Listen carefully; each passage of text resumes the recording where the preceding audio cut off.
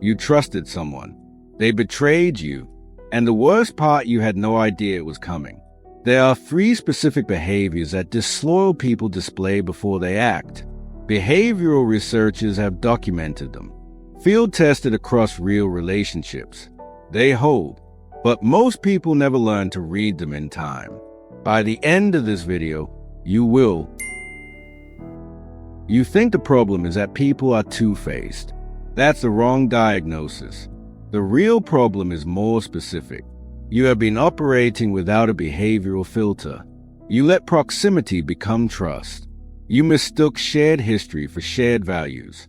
And every time someone betrayed you, you called it a surprise. It wasn't a surprise. You just had no framework to read what was already visible. Betrayal doesn't emerge from nowhere. It follows a pattern. Disloyal people don't conceal their nature, they signal it through specific, repeatable behaviors. The problem isn't that the signals are hidden. The problem is that most people have never been taught to read them. That change is here. What follows is not a lesson in suspicion. It's a method for calibration. 3 behavioral patterns that reliably indicate low loyalty, the mechanism behind each one, and a field test to confirm what you're observing. The goal is not over-suspicion. The goal is accuracy. A smaller circle of verified people is worth more than a wide circle of unknowns. You have met someone recently. The relationship is new, days or weeks old.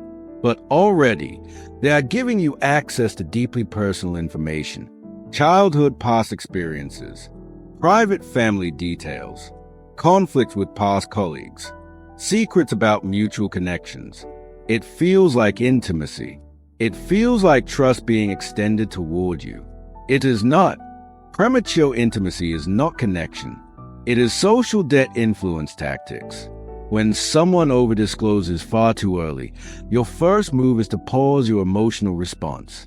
Do not match their energy. Do not reciprocate with your own private information.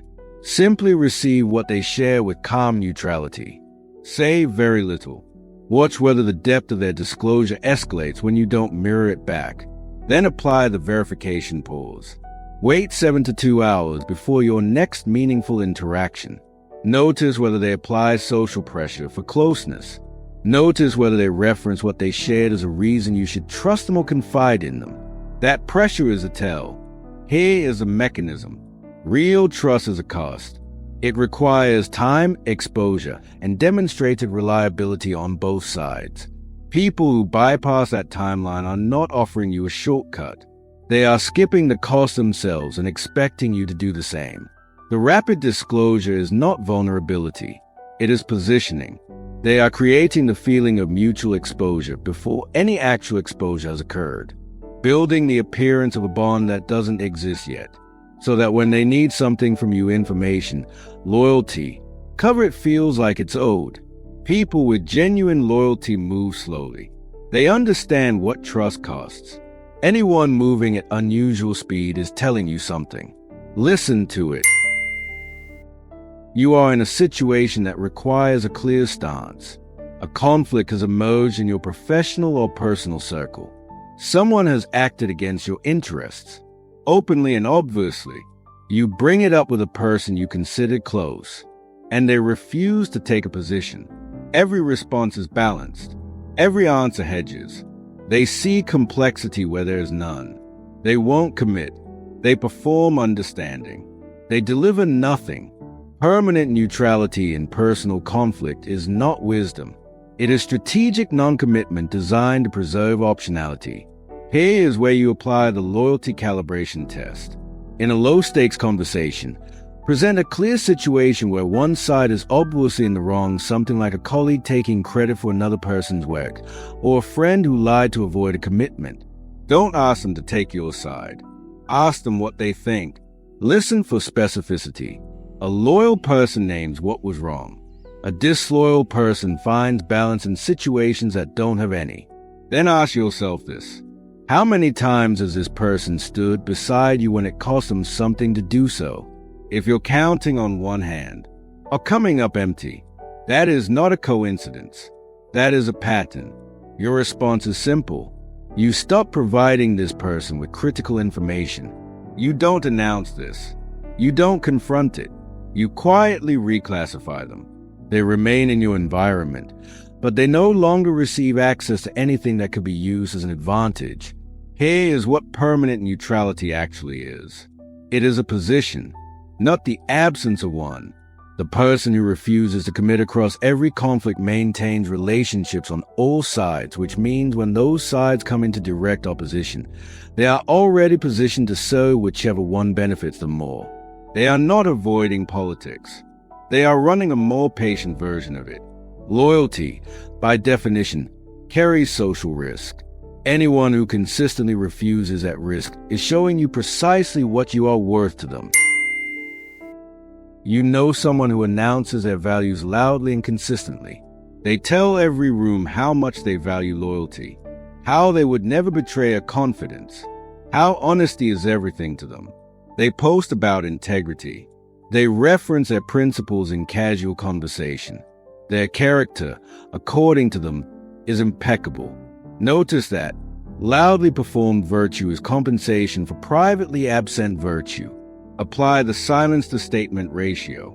Measure how often this person states their values versus how often they demonstrate them through action when no one is watching or applauding. A high loyalty person rarely discusses loyalty. They are too busy enacting it. Your field test here is simple. Give them a small, genuinely confidential piece of information. Nothing critical. Something verifiable. Track whether it travels. You don't need weeks for this test. Disloyal people move information quickly. It rarely stays contained past 7 to 2 hours. If it surfaces, in any form, you have your answer. No confrontation required. No emotional processing. Simply reclassify, restrict access, and continue. Here is the mechanism. Stating a value publicly creates the social impression of holding it. For someone managing a gap between who they claim to be and how they actually behave, the announcement does real work. It generates trust they haven't earned. It preempts suspicion. And it costs nothing, which is exactly why they prefer it to the alternative. Acting with integrity requires sacrifice. Announcing it requires only words. When you understand that, the performance stops looking like confidence. It starts looking like a workaround. 3 behavioral signatures. 3 field tests. 1 operating principle.